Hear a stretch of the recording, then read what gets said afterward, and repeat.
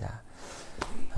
지난주에는 제가 코로나에 걸려서 제가 못 뵈고 이제 2주 만에 뵀는데 2주 만인데도 되게 오랜만에 뵌 것 같아요. 예배 자체가 뭔가 되게 오랜만인 것 같아요. 하여튼 반갑습니다. 네. 다음 주일이 혹시 무슨 날인지 아신가요? 지금 막 다 나오고 있어.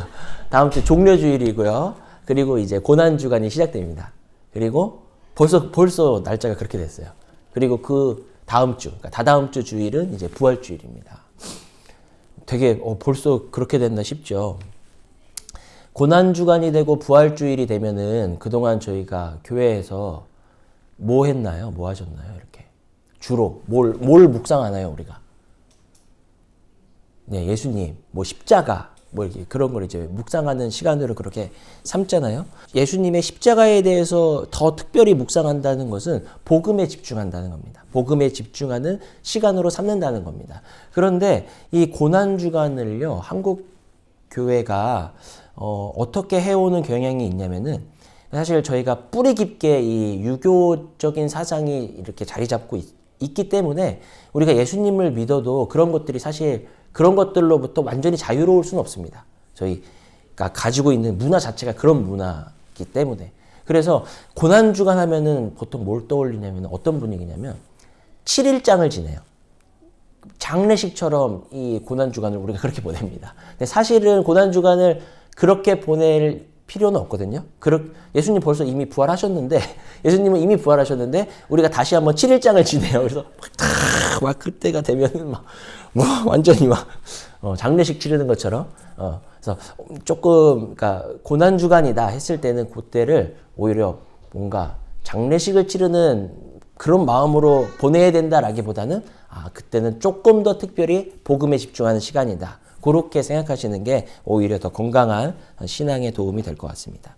근데 이 복음에 집중한다는 것은요, 우리가 받은 구원이 뭔지, 내가 어떻게 구원을 받은 건지, 내가 자격이 충분해서 받은 구원인지 아니면 그럼에도 불구하고 주신 은혜인지, 뭐 이런 것들, 십자가의 속량하심으로 나를 사셔서 하나님의 소유 삼으셨다는 것, 그리고 그 십자가의 은혜로 말미암아 우리에게 주시기로 작정하신 그 구원으로부터 그 무엇도 우리를 끊어낼 수 없다. 그 하나님의 사랑으로부터 우리를 끊어낼 수 없다. 심지어 나의 연약함마저도 이 하나님의 사랑으로부터 나를 끊어낼 수 없다. 이러한 내용들, 우리가 그런 사랑 가운데 있다는 이 모든 내용들이 우리가 지금까지 살펴본 내용이거든요. 주일 예배 때마다.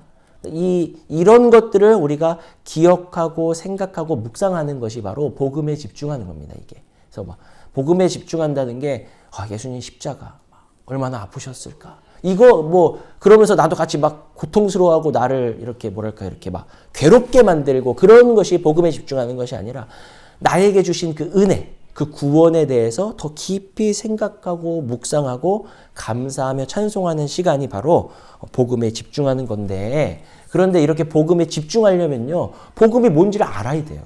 그 안에 담겨져 있는 내용이 있잖아요. 복음하면 그 안에 담겨져 있는 내용을 알아야 그거를 우리가 감사하고 기뻐하고 묵상할 수 있는데 우리는 그런 준비가 지금 충분히 됐어요. 그래서 고난주간이 되면은 우리에게 주셨던 그 은혜들을 조금 더 이렇게 충분히 묵상하고 깨닫고 느끼는 그런 시간으로 삼으시면 좋을 것 같습니다. 여러분, 복음을 생각해야 합니다. 복음을 생각하세요. 그리스도 안에서 나에게 주신 은혜들을요, 틈만 나면 생각하세요. 내가 받은 은혜가 이런 거였지. 틈만 나면 생각하고 떠올리시기를 바랍니다. 그러면 우리가 좀 감사하기 어려운 상황에서도 감사할 수 있고, 그럼에도 감격할 수 있고 우리의 신앙이 든든히 세워질 수가 있는 것입니다. 내 마음이 연약하고 흔들릴수록 더욱더 주님께서 나에게 주신 사랑과 그 은혜에 집중할 수 있는 저와 우리 모두가 될 수 있기를 바랍니다. 언제든지 답은 나에게 없습니다. 주님을 묵상하고 주님을 바라볼 때 주님이 이루십니다. 주님이 이루실 줄로 믿습니다. 그렇게 일하실 주님을 기대하면서 우리가 믿음으로 오늘도 복음에 한번 집중해 보도록 하겠습니다. 오늘 말씀 제목은요, 이미 약속의 성령을 받았습니다. 이미 약속의 성령을 받았습니다. 라는 제목으로 말씀을 전하겠습니다. 전하는 저와 듣는 여러분 모두가 복음의 풍성함으로 가득하게 되는 은혜가 있으시기를 축원합니다. 먼저 13절 말씀을 한번 읽어볼게요. 그 제목 밑에 이렇게 내려가 보시면 제가 크게 해놨는데 보이시죠? 빨간색으로 한 거. 네. 그 안에서 너희도 진리의 말씀 곧 너희의 구원의 복음을 듣고 그 안에서 또한 믿어 약속의 성령으로 인치심을 받았으니. 자, 여기 보면요. 성령으로 인침을 받았다라고 그렇게 말합니다. 근데 어떤 사람이 성령으로 인치심을 받았는가 한번 살펴보겠습니다. 13절 가장 위에 보면은 그 안에서라는 단어가 나오죠. 이 그 안에서는 누구 안에서입니까? 그리스도 안에서. 예, 여태까지 우리가 쭉 봐왔던 그리스도 안에서입니다. 그러니까 성령의 인치심도요, 그리스도 안에서입니다. 사실 그리스도 밖에서는요, 아무런 이 구원에 대한 은혜가 전혀 없습니다. 그리스도 안에 있기 때문에 안에 있을 때 이 구원에 대한 모든 은혜가 그리스도 안에서 있는 것입니다. 이번 주에는 저희가 이 성경 읽기 통독할 때 출애굽기를 봤죠. 출애굽기에 읽으시면서 처음에는 우리 아까 아이들에도 오늘 또 출애굽기가 나왔지만 출애굽기 보면은 뭐 이렇게 뭐 모세가 태어나는 뭐 그런 스토리에서부터 10가지 재앙이 뭐 일어나고 뭐 홍해 가르고 하는 그런 또 흥미진진한 스토리가 나왔을 때는 참 재밌는데 뒤로 갈수록 무슨 내용 나오나요? 뭐 성막 뭐가 뭐 몇 규빗 무슨 재료를 어떻게 쓰고 뭐 이런 게 나와서 조금 이제 괜찮으셨나요? 조금 약간 힘들 수도 있는데. 네. 근데 거기에 혹시 요 구절이 생각나시는지 모르겠어요. 생각나실 것 같은데. 청색, 자색, 홍색 실과 가늘게꼰 배실. 기억나시죠? 엄청 많이 나오죠. 청색, 자색, 홍색 실과 가늘게꼰 배실. 이게 엄청 많이 나오는데요. 이게 의미하는 게 뭐냐면은 예수 그리스도입니다. 예수 그리스도를 예표하는 거예요. 그게 왜 예수 그리스도를 예표하는지는 제가 나중에 출애굽기를 강해하거나 레위기를 강해할 때 제가 자세하게 설명드리겠습니다. 그 예수님을 보여주고 예표하는 건데 그 예수님을 상징하는 그 청색, 자색, 홍색 실과 가늘게꼰 배실이 성막 전체 여기저기에 쓰이고 제사장의 그 옷을 만드는데 이제 쓰이게 됩니다. 그러니까 그것이 보여주는 게 뭐냐면은 그리스도 안에서 그 모든 은혜가 있다는 걸 보여주는 거예요. 그 성막 안에 들어가면 어떤 일이 일어납니까? 죄를 용서받게 되고 하나님과의 깨어졌던 관계가 회복하게 되고 구원의 은혜죠.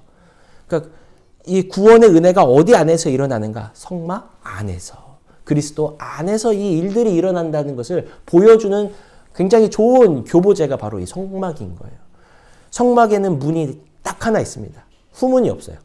그냥 정문 하나만 있는데 그 문에 이제 휘장 같은 걸로 이제 문이 이제 되어져 있는데 그 문이 뭘로 만들었냐? 바로 이 청색, 자색, 홍색 실과 가늘게꼰 배실로 그 문이 만들어졌어요. 그러니까 구원의 은혜로 들어가기 위해서는 오직 한 길밖에 없는데 그 길은 예수 그리스도를 통해서만 그 안에 들어갈 수 있다라는 것을 이제 보여주는 거죠. 그러니까 이 성막 안에서도 우리에게 강조해주고 있는 것은 그리스도 안에서입니다. 오직 그 안에서만 생명으로 나아가는 길이 있다. 다시 본문으로 돌아와서요. 그러니까 그 안에서 예수 그리스도 안에서 성령의 인치심을 받는데 계속해서 보겠습니다. 그 안에서 너희도 진리의 말씀 곧 너희의 구원의 복음을 듣고. 자, 그 안에서 지금 뭘 했냐? 간단하게 말하면 그 안에서 들었다는 거예요. 뭘 들었냐? 복음을 들었다는 거예요. 그 안에서 복음을 들었다. 여러분 우리가요 그리스도 안에 있으니까 이 복음이 들리는 겁니다.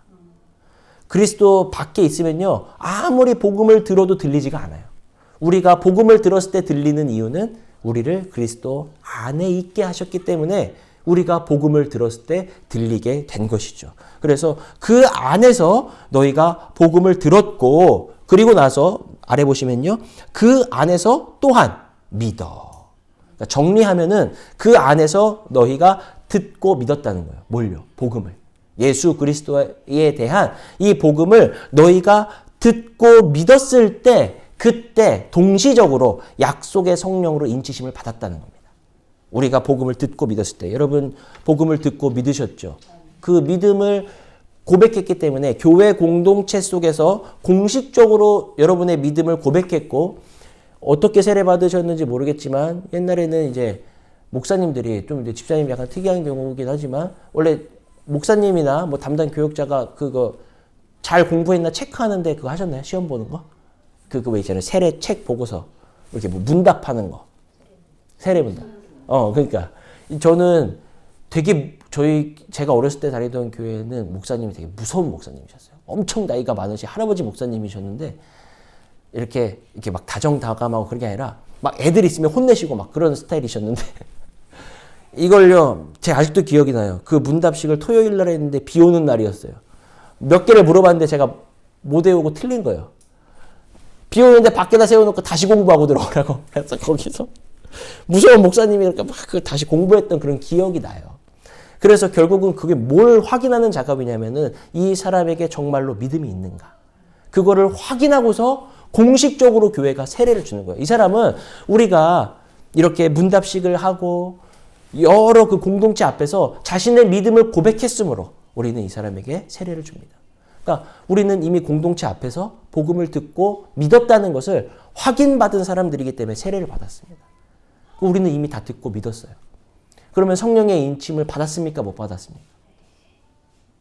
성령의 인치심을 받으셨어요? 받으셨어요? 어떻게 알아요? 그렇죠. 복음을 듣고 믿었기 때문에 복음을 듣고 믿으면은 나중에 성령의 인치심을 받는 게 아니라 듣고 믿어서 신앙이 잘 자라나고 훈련돼가지고 좀 어느 정도 믿음이 어느 정도 수준으로 자라났을 때 그때 성령의 인치심을 받는 게 아니라 이제 이 에베소서 1장 13절에 이 헬라어 원문을 보게 되면은 동시적으로 성령의 인치심을 너희가 이미 받은 것으로 그렇게 쓰여지고 있습니다. 그러니까 우리는 복음을 듣고 믿었기 때문에 이미 성령의 인침을 받은 줄로 믿으시기를 바랍니다. 우리는 이미 성령의 인침을 다 받았습니다. 자, 성령의 인침을 받았다는 것이 우리에게 주는 의미가 있습니다. 제가 또 기회가 될 때 그런 본문을 만나게 되면 제가 설명하겠지만 성령의 인침을 받는 것과 성령의 어떤 특별한 은사를 받는 것은 또 별개의 일입니다. 그래서 성령의 인침을 받았을 때 어떤 막 내 마음이 막 뜨거워지고 예? 어떤 막 눈물이 쏟아지면서 무슨 감격이 있고 꼭 그렇진 않아요. 내가 성령의 인침을 받았다는 것을 인지했던지 인지 못하던지 어떠한 특별한 어떤 느낌이나 감정이 있던지 없던지 간에 그것과 상관없이 내가 믿고 고백했을 때 성령의 인침을 다 받는 거예요. 모든 믿음을 고백한 사람들이. 그런데 우리가 어떤 예전에 이렇게 중고등부 할 때 이렇게 수련회 가보고 다 해보셨죠. 부흥회도 참석해보고 그때 받는 또 특별한 은혜들이 있잖아요. 그거는 성령의 인치심과 별개로 주시는 특별한 은혜고 어떤 특별한 뭐 방언을 한다든가 이런 특별한 은사를 주시는 체험이지 그게 성령의 인치심은 아니에요. 구분되는 사건입니다. 그래서 우리는 이미 다 믿음 안에서 성령의 인침을 다 받은 거예요. 믿음을 고백하는 모든 성도는. 그래서 나는 이미 성령의 인침을 받았다. 이 사실을 꼭 기억하시길 바랍니다. 성령의 인침을 받았다는 게 우리에게 주는 두 가지 의미가 있는데요. 인침을 받았다는 것에는요, 첫 번째로 임봉한다는 의미가 있습니다. 이제 도장을 찍는다는 건데, 이게 뭐, 두 가지 의미다 도장을 찍는다는 건데, 첫 번째 도장은요, 반지나 목걸이에다가 그런 도장 같은 걸 새겨가지고 다녔어요. 그 왕이 왜 이렇게 뭐 이렇게 녹여서 거기다 인을 이렇게 찍잖아요. 자기가, 우리나라는 옥쇠가 있죠. 임금님이 옥쇠를 찍는 것처럼 그런 그 옛날 뭐 중세 배경의 영화 같은 거 보면은 뭐 이렇게 편지 같은 거에다 찍잖아요. 그걸 뜯으면은 뜯었다는 티가 나게끔. 그래서 곡식을 이렇게 임봉하고 그 자루에다가 이렇게 인을 찍었습니다. 그래서 만약에 배달을 하거나 옮겼을 때 중간에 이걸 누가 뜯어서 좀 빼간다거나 그런 일이 없이 정확하게 왔다, 확실하게 왔다라는 것을 표시하려고 이제 거기다 이 인을 찍고 또는 어떤 국왕이 어떤 서신을 쓴다거나 유언장을 남긴다거나 할 때 이것이 진실하다, 확실하다, 의심할 필요 없이 확실하다라는 것을 확인시켜주기 위해서 그런 의미에서 이 인을 그렇게 찍었습니다. 우리도 이제 도장을 찍잖아요. 이게 뭐 특히 인감 도장 같은 거 함부로 아무데나 막 찍으면 안 되잖아요. 내가 좀 이렇게 잘 읽어보지 않고 찍었다가는 곤란한 일을 당할 수도 있죠. 잘 모르고 찍었다고 해서 그 내용을 이행하지 않아도 된다거나 뭐 법적인 책임을 지지 않아도 된다거나 그렇지 않죠. 찍으면은 법적인 책임을 져야 되는 거예요. 내가 확인했다고 찍은 거기 때문에. 그래서 도장이 찍힌 걸 보면은 어떤 효과가 있냐? 이게 정말일까? 진짜일까라는 의심을 하지 않아도 되는 효과를 가집니다. 그래서 본인이 대신 못 오면 어떻게 해요? 뭐 인감 도장 가져와라, 인감 증명서를 가져와라 그러면은 본인이 직접 안 와도 믿어주잖아요. 본인이 온 것으로 인정해 주잖아요. 그런 것처럼 인을 찍는 것은, 인을 찍는 행위는 첫 번째가 모든 의심이 사라지도록 이것이 진실하다는 것을 밝히는데 이 인을 찍었다는 거예요. 그런데 우리에게, 나에게 하나님께서 성령으로 인을 치신 거예요. 인을 찍으신 거예요. 도장을 찍으신 거예요. 이게 우리에게 주는 의미가 뭐냐? 나에게 주신 이 구원이 너무나도 확실해서 더 이상 의심하거나 확인할 필요가 없다. 이것이 너무나 진실하고 너무나 분명해서 하나님이 이게 너무나 확실하다는 표로 우리에게 성령으로 인침, 그러니까 도장을 나에게 직접 찍어주신 겁니다. 이것이 바로 성령으로 인침을 받았다는 첫 번째 의미입니다. 그러니까 우리의 구원을 방해하고 무너뜨리기 위해서 사단이 끊임없이 공격하잖아요. 계속 공격하는데 이게 의미가 없는 거예요. 왜냐하면 하나님이 반드시 구원하시기로 도장을 찍으셨기 때문에. 하나님이 도장을 찍으셨기 때문에 그 무엇이 와서 공격을 하고 끊어놓으려고 해도 이거는 할 수가 없는 거예요. 아무 의미가 없는 겁니다. 하나님께서, 그러니까 이게 나한테 도장을 찍으시면서 이렇게 선포하는 거예요. 온 우주와 열방을 향해서 나는 반드시 이 인생을 내가 구원하고야 말겠다. 어떤 일이 있어도, 어떤 방해가 있어도 내가 반드시 구원하고야 말겠다는 하나님의 강력한 의지가 담긴 행위가 무엇이냐? 나에게 도장을 찍으신 겁니다. 성령으로 인을 찍으신 겁니다. 바로 이것이 성령으로 인침을 받았다는 첫 번째 의미인데 우리가 이 인침을 모두 다 받았다는 거예요. 아무런 공로 없이 구원을 주신 것만도 참 감사한데 거기다가 확증까지 해주고 계신 것이죠. 너무 감사한 거죠. 두 번째로 이 인을 찍었다는 이 말의 의미는요, 소유권을 가지고 있다는 말입니다. 이 쇠를요, 불로 달궈서 가축에게 찍습니다. 이니셜, 저는 김씨니까 K라고 할까요? 쇠를 달궈서 동물 이제 엉덩이 같은 데 살이 많은 부분에다가 이걸 찍어요. 그렇게 함으로써 이게 확실히 나의 소유라는 것을 분명하게 해두는 거죠. 뭐 옆집 거랑 헷갈리지 않게끔. 짐승에게도 찍지만, 가축에게도 찍지만, 내가 가지고 있는 노예에게도 이 마크를 찍었습니다. 일반적으로 이런 팔 같은데, 뭐 팔뚝이나 뭐 이런 데도 찍고, 이런 목이나 심한 경우는 뭐 이마 같은데, 뭐 얼굴, 볼 같은 데도 찍기도 했는데, 이거를 찍음으로 인해서 어떤 효과를 가지고 오냐? 이것은, 이 문장이 찍힌 이것들은 모두 다 내 거다. 주인이 있다. 주인의 것이다. 라는 이 소유권을 확실히 하는 그러한 의미가 있는데 성령으로 우리를 다 인치셨다는 거예요. 누구 거라는 거예요? 하나님 거라는 거예요. 이제부터 이 인생은 내 거라는 거예요. 그 누구도 건들 수 없이 이 인생은 분명한 주인이 있다. 그게 바로 내 것이다. 저로 치자면은 도장 다 있으시죠? 제가 여기다가 김성락하고 여기다 찍으면은 여기 이제 제 이름이 마크가 새겨지는 거잖아요. 내 거라는 게 확실해지는 거잖아요. 그러니까 하나님의 이름이 우리 인생에 찍혀 있는 거예요. 나한테 찍어 놓으신 거예요. 하나님의 이름을. 그래서 모든 복음을 듣고 믿은 모든 하나님의 백성들에게는요. 하나님의 이름이 새겨진 인생들입니다. 이제부터는 내 거다. 내가 주인이다. 내가 책임진다라는 하나님의 이름이 새겨져 있다는 거. 그러니까 성령의 인치심을 받았다는 것은 너무나 감사하고 감격스러운 일입니다. 저희가 주중에 읽었던 출애굽기 21장을 보면요. 또 이런 재밌는 이야기가 나옵니다. 뭐냐면 히브리인들이요. 어떤 개인적인 사정 때문에 종이 돼서 팔려오게 되는 그런 경우가 생길 수도 있잖아요. 뭐 가뭄이 들어서 먹을 게 없어서 곡식이 없어서 꾸다가 그걸 갚지 못해서 결국은 자신이나 자신의 어떤 자녀가 종으로 팔려가게 되는 그러한 일이 생겨날 수도 있게 됩니다. 그때 21장 2절을 보면요. 네가 히브리 종을 사면 그는 6해 동안 섬길 것이요 7째 해에는 몸값을 물지 않고다가 자유인이 될 것이며. 그러니까 영구히 종이 되는 것이 아니라 제가 여기도 넣어놨군요. 말씀. 네. 영구히 종이 되는 것이 아니라 7째 해에는 이제 아무런 값을 지불하지 않아도 이제 자유인이 돼서 자기 집으로 돌아갈 수가 있게 됩니다. 돌아갈 수가 있게 되는데, 근데요, 5절을 보면은, 자유를 얻었음에도 불구하고 스스로 그 자유를 포기하고 계속해서 주인의 집에 종으로 남기를 원하는 사람이 등장을 합니다. 5절을 한번 제가 읽어볼게요. 만일 종이 분명히 말하기를 내가 상전과 내 처자를 사랑하니 나가서 자유인이 되지 않겠노라 하면, 여기도 좀 부연 설명이 필요하지만 오늘 말씀에 필요한 부분만 제가 설명하겠습니다.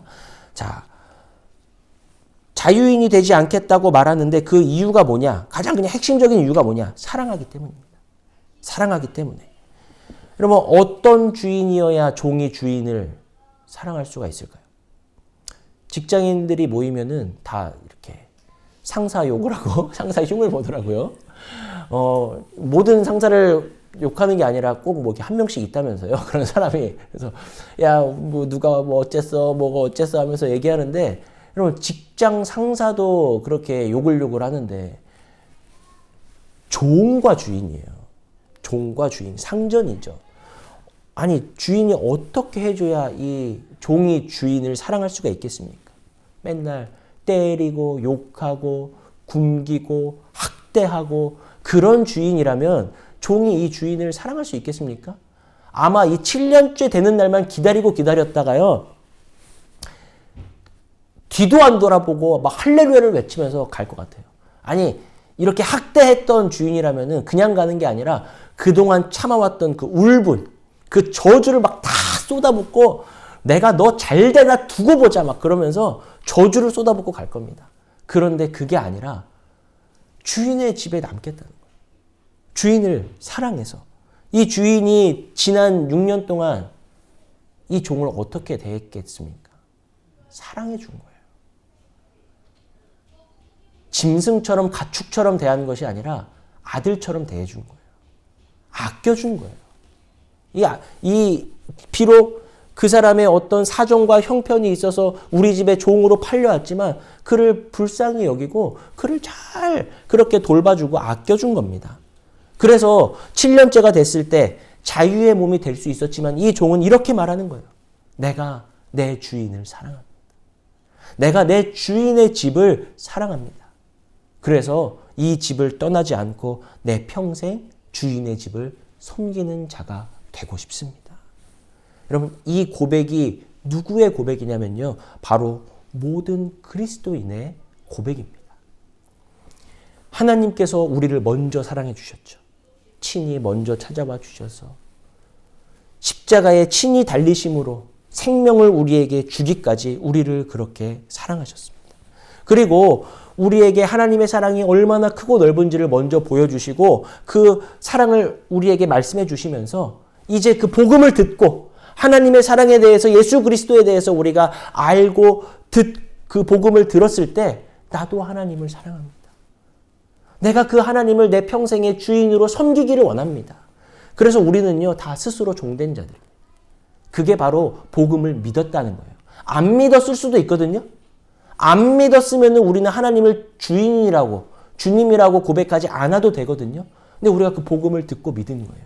그리스도 안에 있었기 때문에 이 믿음을 고백할 수 있었던 것이죠. 바로 그 고백이, 복음을 듣고 믿는 이 고백이 바로 이 종의 고백인 거예요. 내가 주인의 집을 사랑합니다. 평생토록 이 주인을 내가 섬기겠습니다. 그러면요, 6절을 보면요, 상전이, 주인이 그를 데리고 재판장에게로 가서 그 귀에다가 송곳으로 그 귀를 뚫습니다. 귀가 뚫려요. 자, 그래서 이게 뭐냐면요, 바로 성령의 인치심이에요. 맞아요. 귀걸이가 생기는 거예요. 오히려 이 귀가 뚫리기 전에는요, 겉모습만 봐서는 옷을 잘 입혀놓으면 종인지 아닌지 잘 몰라요. 종인지 자유인인지 모릅니다. 모르는데 귀가 뚫리고 나면은 오히려 그때부터 저 사람은 종이구나를 아는데 보통 종이 아니라는 걸 아는 거예요. 주인도 그 종을 사랑하고 종도 그 주인을 사랑해서 스스로 종된 자다. 사랑받는 종이다. 라는 그 표시가 귀에 새겨지는 거예요. 그래서 오히려 귀가 뚫리기 전보다 사람들은 이 종을 함부로 할 수가 없는 거예요. 주인의 표시를 가진 종인데 이 귀가 뚫리는 주인의 표시를 갖게 되는 이게 뭐냐? 바로 성령의 인치심입니다. 우리는 귀가 뚫리는 대신 성령의 인치심을 받은 거예요. 이 표시를 우리는 다 갖게 된 겁니다. 성령의 인치심 안에는 우리의 구원이 너무나 확실하다는 것을 말해주는 도장이며 성령의 인치심은 우리가 영원히 하나님의 소유가 됐다는 표시입니다. 그래서 이 모든 것들을 통해서 우리로 하여금 무엇을 더욱 확신하게 해주는가? 우리가 받은 구원을 더욱더 확신하게 해줍니다. 지금까지 우리가 생각했던 것보다도 너무나도 우리의 구원이 확실하죠. 이런 말씀들을 우리가 묵상했을 때 지금까지 살아오면서 우리가 생각했던 것보다도 내 구원이 너무나 더 확실한 거였구나를 우리는 말씀을 통해서 확인할 수 있습니다. 오히려 그동안 내가 이렇게 해서 구원을 정말 받을 수 있을까? 그렇게 생각하고 의심했던 게 민망할 정도로 하나님께서 우리에게 성령의 인치심을 통해서 내가 받을 구원이 너무나 확실하다는 것을 우리에게 보증해주고 있는 그러한 귀중한 말씀이라고 할 수가 있겠습니다. 다음 14절을 보겠습니다. 제가 읽을게요. 이는 우리 기업의 보증이 되사 그 얻으신 것을 속량하시고 그의 영광을 찬송하게 하려 하심이라. 제가 이 14절 말씀을 끝까지 준비했더니 너무 길어서 그의 영광을 찬송하게 하려 하심이라는 제가 다음 주로 또 떼놨습니다. 그래서 오늘은 속량하시고까지 여기까지만 하도록 하겠습니다. 네, 여기서 이는 우리 기업의 보증이 되사인데 여기서 이는은요 성령의 인치심은 그렇게 보시면 됩니다. 자, 성령의 인치심은 우리 기업의 보증이 되사. 자, 기업. 우리가 장차 받게 될 기업은 뭡니까? 천국이죠. 하나님 나라 천국입니다. 그러니까 성령의 인치심은 우리가 앞으로 받게 될 그 천국의 보증이 된다. 성령의 인치심이. 그러니까 저희가 쭉 봐왔던 내용이 이 말이죠. 자, 성령의 인치심이 앞으로 받게 될 그 기업을 보증한다, 보증이 된다라는 그런 말인데 헬라 사회에서 이 보증이라는 말은요 상업적인 용어로 사용이 됐습니다. 언제 이 보증이라는 말이 쓰였냐면요, 어떤 물건을 샀을 때 이 물건 값을 아직 내가 다 지불하지 않은 거예요. 언제 내가 다음 주 토요일에 내가 이 물건 값을 다 치르겠다. 그래서 그 물건 값을 확실히 다 치르겠다는 약속으로 계약금을 거는 거예요. 그 계약금을 보증이라고 불렀어요. 딱 그 계약금, 우리말로 계약금이라고 부르는 그거를 이 헬라 사회에서는 보증, 그게 딱 그 이름으로 정해져 있었어요. 그게 보증이었어요. 그리고 이렇게 몇 번에 걸쳐서 내기도 하잖아요. 집 살 때 이렇게 계약금도 걸고 중간에 중도금도 내고 하잖아요. 그럼 여러 번 돈을 낸다고 했을 때 첫 번째 납입금, 이 첫 번째 납입금을 딱 보증이라고 불렀습니다. 두 번째, 세 번째는 아니에요. 첫 번째 거를 보증이라고 그렇게 불렀어요. 헬라 사회에서. 그러니까 성령의 인치심이 우리 기업의 보증이 됐다는 것은 이 성령의 인치심이 우리에게 계약금이 됐다는 거예요. 무슨 계약금입니까? 하나님께서 그 천국이라는 그 기업을 나에게 완불하겠다는 그 잔금을 확실하게 다 치르겠다는 그 보증으로, 계약금으로 성령을 우리에게 주신 거예요. 그러니까 성령이 우리는 앞으로 천국을 받게 된다는 계약금인 거죠. 첫 번째 납입금을 우리는 다 받은 겁니다. 언제 받으셨어요, 계약금? 계약금 언제 받으셨어요? 창세전에 이 계약금을 주기로 작정하셨죠. 맞아요. 작정하셨어요. 그리고 실제로 이 계약금을 주신 것은 복음을 듣고 믿었을 때. 믿음과 그 동시에 하나님은 계약금을 지불하신 거예요. 우리한테. 그래서 우리는 다 계약금을 가지고 사는 사람들입니다. 하나님은 이 잔금을 다 치르실 거예요. 왜냐하면 하나님은 진실하시고 신실하시며 거짓이 없고 변함이 없으신 분이기 때문에. 하나님조차도 이 보증금을요, 취소하거나 물릴 수가 없는 거예요. 하나님조차도 변경할 수가 없는 거예요. 이미 우리에게 이 보증금을 다 주신 거예요. 그래서 우리는 아직 받지 않았어요. 아직 그 하나님 나라를 받지 못했습니다. 아직 그 천국을 우리가 받지 못했으나 계약금은 이미 받았기 때문에 아직 받지 못했으나 이미 그것을 가진 자로 이 땅에서 우리를 살아가게 하신 거예요. 그래서 성령으로 인치신 겁니다. 구원의 확신이 없는 사람은 구원 받을 수 있었습니까? 없었습니까? 구원의 확신이 없어도 구원 받을 수 있었죠. 사실 구원의 확신은 나의 주관적인 어떤 생각과 느낌이잖아요. 구원의 확신이 없어도 구원을 받을 수 있었습니다. 그런데 하나님은 지금 성령의 인치심을 통해서 우리의 구원이 얼마나 확실한지를 알려주고 계세요. 구원의 확신이 없어도 구원할 수 있는데 왜 그런가? 왜 이렇게 계약금까지 치르시면서 성령으로 우리에게 이렇게 인을 치시면서 이 사실들을 우리에게 알려주시면서 왜 지금 하나님께서는 이러한 일들을 하고 계시는가? 그것은 성령의 인치심을 우리가 기억할 때, 이것을 생각할 때 내가 어떤 복을 받은 사람인지를 알게 해 주시기 위해서 구원해 주실 뿐만 아니라 구원의 확신까지 우리에게 선물로 주고 계신 거예요. 바로 이게 성도의 삶입니다. 에베소서 1장 3절에서 말하는 하늘에 속한 모든 복이라는 것이 바로 이러한 삶입니다. 우리의 삶은요, 이 보증을 가지고 있지 못한 자들의 삶과는 완전히 구별되는 인생인 거예요. 이 도장이 찍히지 않은 사람들, 이 하나님의 소유라는 표시가 없는 사람들, 이 계약금을 받지 못한 인생과는 완전히 다른 인생을 살아가는 사람들이 바로 하나님 나라의 백성들입니다. 우리는 세상이 가지지 못한 것을 가지고 사는 사람들입니다. 우리는 세상이 가지지 못한 약속을 가지고 사는 사람들입니다. 그 약속은 너무나도 확실한 약속이고 반드시 지켜지는 약속. 이 약속을 가지고 살아가는 우리 모두는 참된 복을 가지고 사는 인생들이다, 이 말입니다. 성령으로 인침을 받았다는 것은, 성령을 받았다는 것은 바로 이런 의미입니다.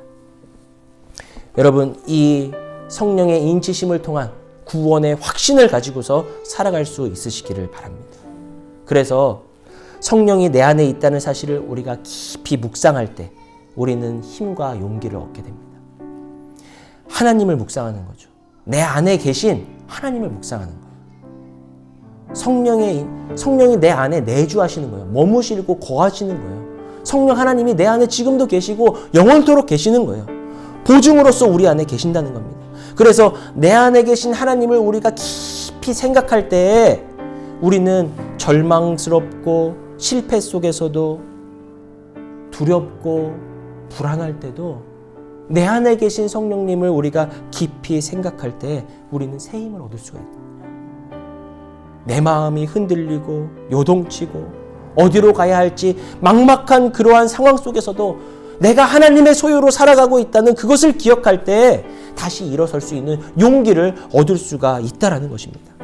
내가 성령으로 인침을 받았다는 것, 성령께서 나의 구원의 보증이 되었다는 것, 그래서 나의 구원이 너무나도 확실하다는 것, 성도의 힘은 바로 이 구원의 확실성에서 나오게 된다는 것입니다.